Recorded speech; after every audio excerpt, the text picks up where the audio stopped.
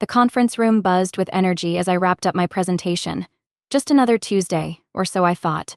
My phone lit up with Jake's name, and I felt that familiar flutter my husband never called during work hours unless it was important. I'll just take this quickly, I smiled at my colleagues, stepping into the quiet hallway. I expected the usual, maybe he was checking about dinner plans or telling me he'd be working late again. Instead, his voice came through cold and almost amused. "I'm divorcing you," he said casually, like he was commenting on the weather. "Oh, and I've already sold the house. You'll need to figure out where you're going to live," he chuckled. "Who does that?" My hand tightened around the phone as my world tilted sideways. The house we'd spent 5 years making into a home? The place where we'd hosted Christmas dinners and summer barbecues. "You sold the house." I kept my voice steady, refusing to let him hear the shock. "Yeah," he said, and I could practically hear his smirk. "Sarah and I need the money to start our new life. The place we're looking at is gorgeous, way better than that starter home we've been stuck in." Sarah, so that's her name. The mysterious late-night text messages and sudden business trips finally had a face to them. My free hand curled into a fist, but I forced myself to breathe. Stay calm, stay focused."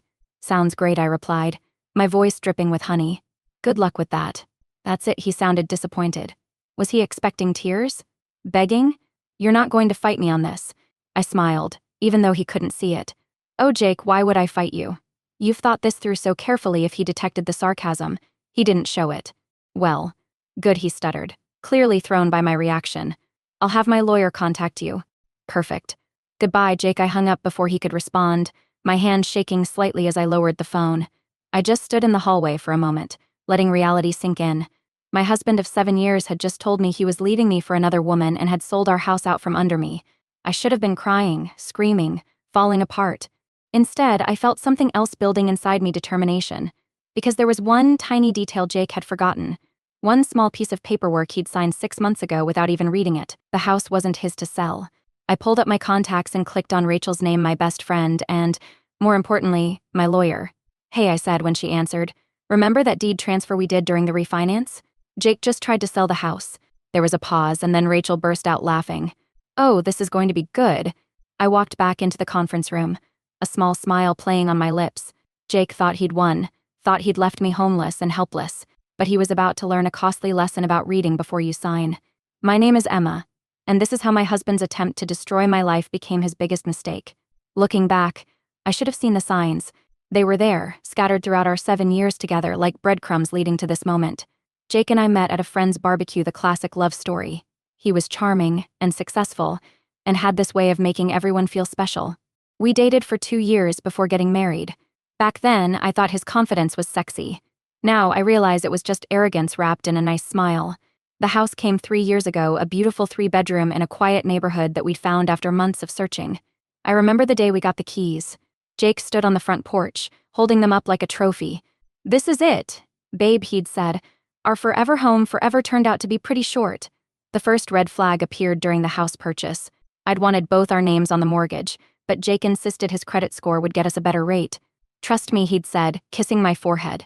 I know what I'm doing. I did trust him. That was my first mistake. Then came the late nights at work. At first, it was once a week. Then twice. Soon I was eating dinner alone more often than not. "Big project," he'd text.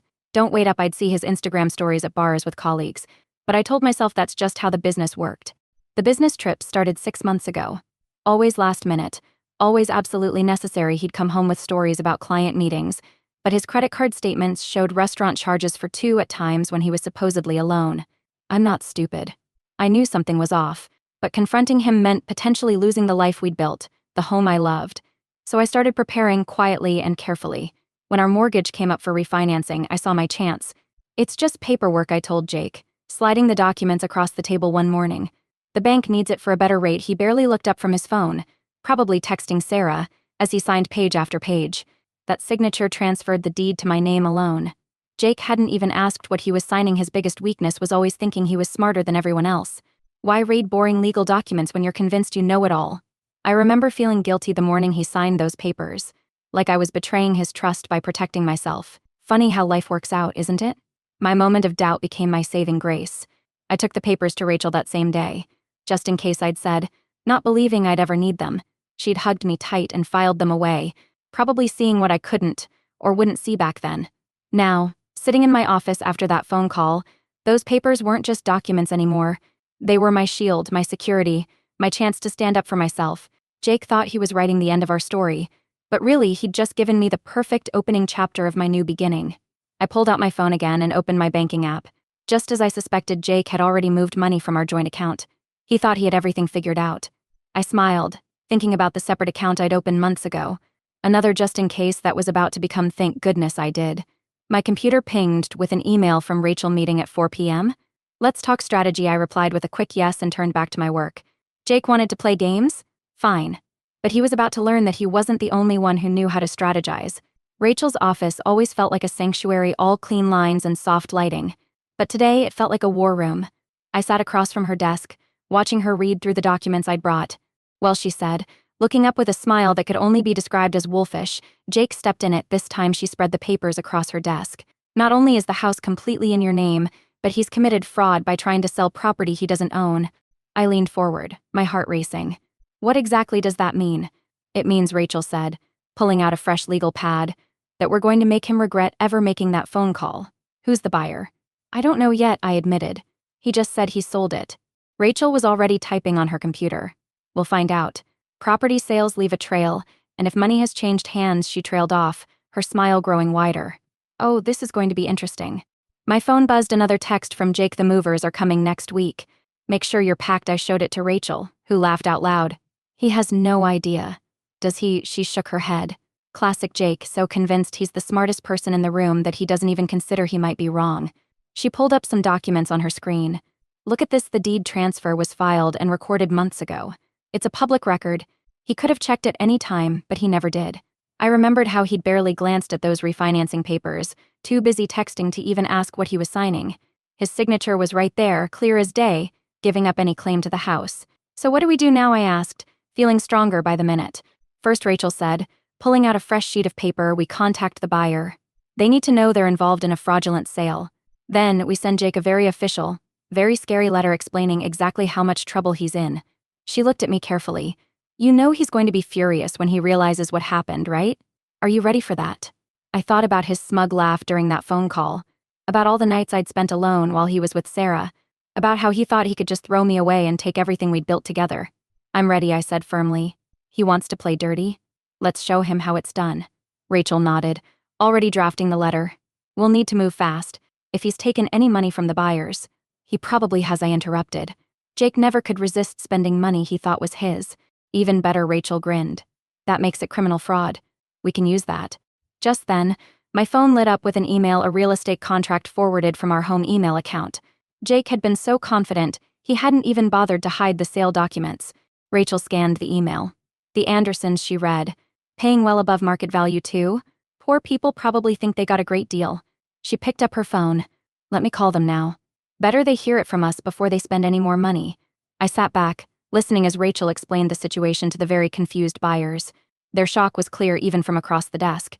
Jake had promised them their dream home, just like he'd once promised me my dream life. When Rachel hung up, her expression was triumphant. They're furious, but not at us. They'd already given Jake a deposit. Guess what he told them he needed it for? Let me guess, I said dryly. A down payment on a new place with Sarah. Bingo, Rachel started typing rapidly. This is perfect. He's not just selling property he doesn't own, he's already spent money that wasn't his to take. She looked up at me, her expression serious but excited. Emma, he's given us everything we need. The only question is, how hard do you want to hit him?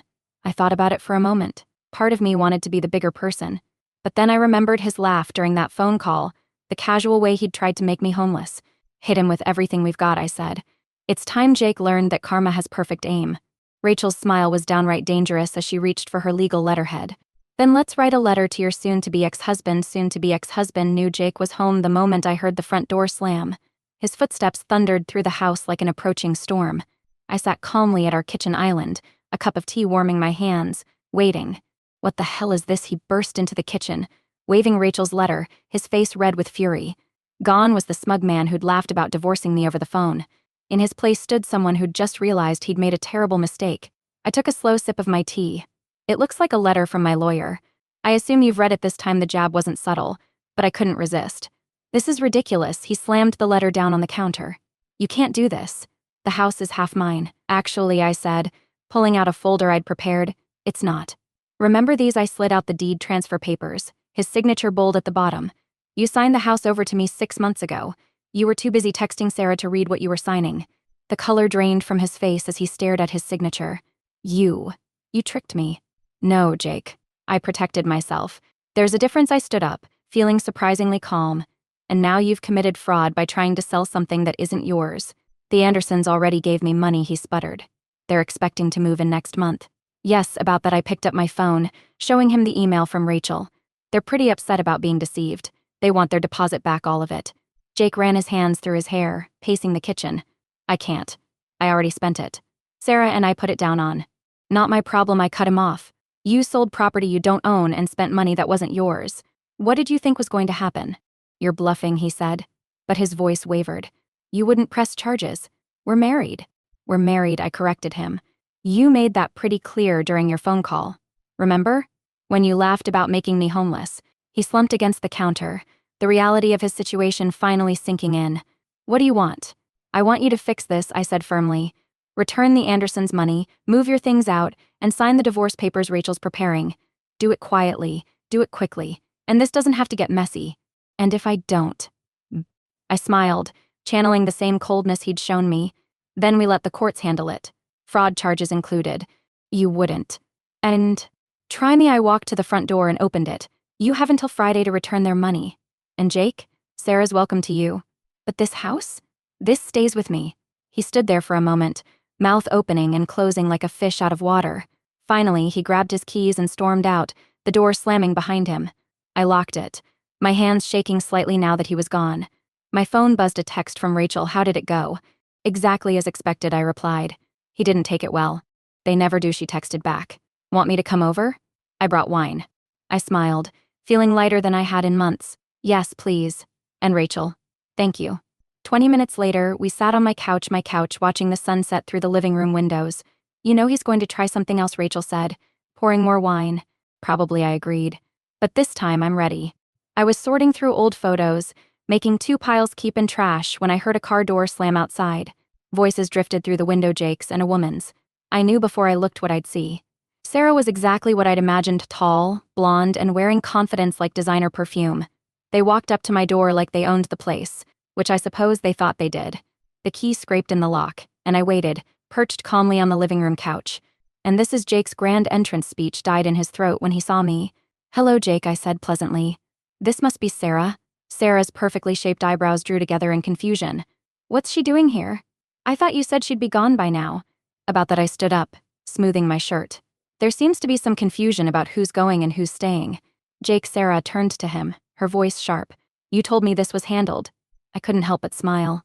Oh, he handled it all right? Just not the way he told you. Sarah's eyes darted between us. What is she talking about? Nothing, Jake said quickly. She's just being difficult. I'm being difficult. I picked up the deed papers from the coffee table. I'm not the one who tried to sell someone else's house. Someone else's. Sarah snatched the papers from my outstretched hand. I watched as her eyes scanned the document, widening as understanding dawned. The deed is in my name, I explained, enjoying how Jake seemed to shrink with each word. Has been for months. This means Jake here not only tried to sell the property he doesn't own, but he also spent your deposit money on something he had no right to sell. Sarah whirled on Jake. Is this true? Did you know about this? Baby. I can explain. Don't baby me, she stepped away from him. You said this was your house. You said we'd use the deposit for our new place. Her voice rose with each sentence. Was that a lie too? I thought it was my house, Jake protested. She tricked me. No, I cut in. You just didn't read what you were signing. There's a difference. Sarah's perfect composure cracked. Oh my God, she whispered. The money we put down on the condo. Was that from the deposit? Jake's silence was answer enough. You idiot, she grabbed her purse. Do you know what this means? We could be implicated in fraud. Sarah, wait, Jake reached for her arm. She jerked away. Don't touch me. Don't call me. Don't text me. She turned to me, and I saw genuine fear in her eyes. I swear I didn't know. He told me you two were already separated, that this was all legal. I believe you, I said softly. You're not the first person he's lied to. She nodded once, then stormed out. The sound of her car starting and peeling away filled the silence. Jake stood in my living room, looking lost. Amelia. Save it, I cut him off. You've got bigger problems now. The Andersons want their money back, and Sarah just realized you used it for a down payment you can't afford. How's that working out for you? He slumped onto the couch, my couch, looking defeated. I'll figure something out. Yes, you will, I agreed. Because if the Andersons don't have their money by Friday, they're pressing charges. And unlike you, I read the contract you signed with them. The fraud clause is pretty clear. You're going to do this to me, he looked up, trying for puppy dog eyes that once would have melted my heart. No, Jake. You did this to yourself. I walked to the door and held it open. Now get out of my house. The next few days passed in a blur of activity. Jake's desperate texts came in waves, first angry, then pleading, finally defeated. I watched the notifications pile up without opening a single one. You need to see this, Rachel said over lunch, sliding her phone across the table. Jake had posted a GoFundMe, claiming he was a victim of a vindictive divorce. The comments section was filled with people who knew us, calling him out on his lies. Let him, I said, taking a bite of my salad. The more he talks, the worse he looks. The Andersons got their money back 3 days before the deadline. Turns out Sarah's father was a banker and had threatened to make things very difficult for Jake if he didn't fix this mess. I almost felt sorry for him. Almost.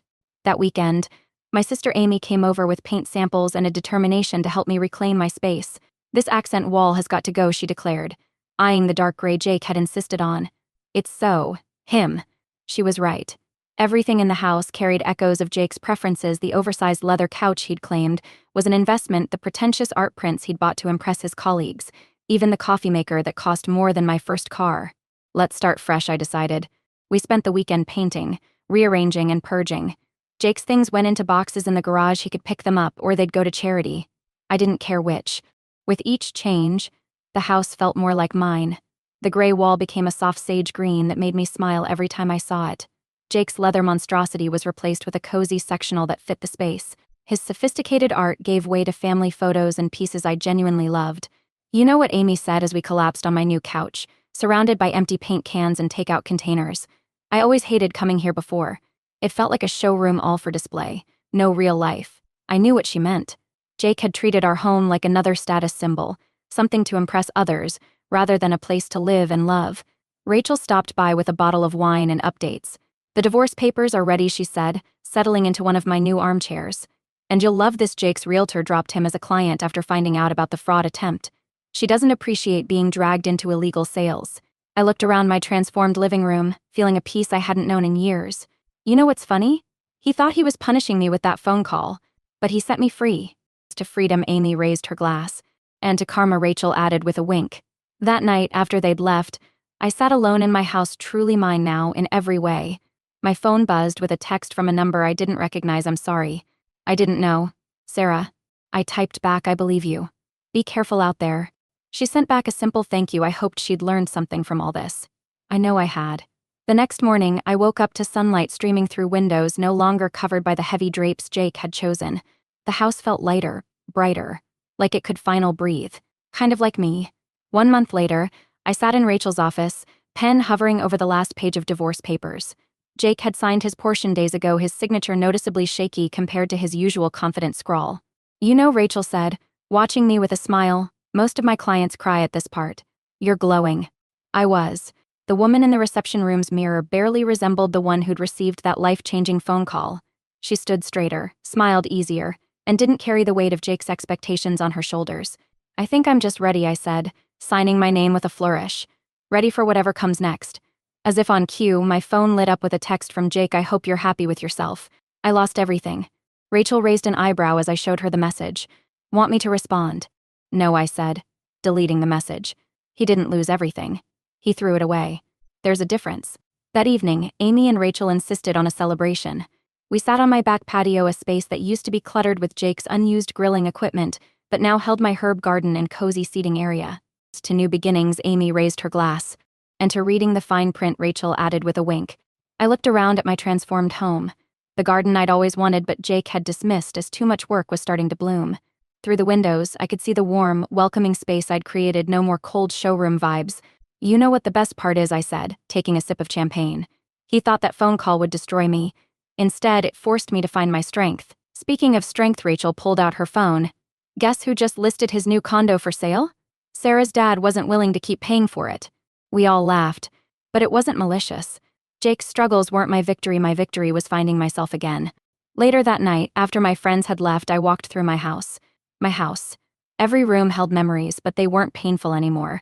They were lessons learned, battles won, and proof that sometimes the worst phone call of your life can become the best thing that ever happened to you. I picked up a framed photo from the new life I was building me, Amy, and Rachel at my garden's first planting day. Our faces were dirt-smudged and beaming.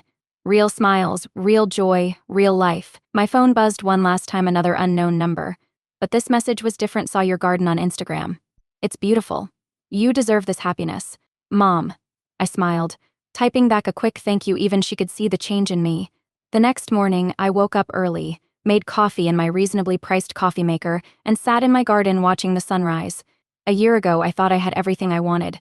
Now I realized I had everything I needed. My name is Emma, and this isn't a revenge story.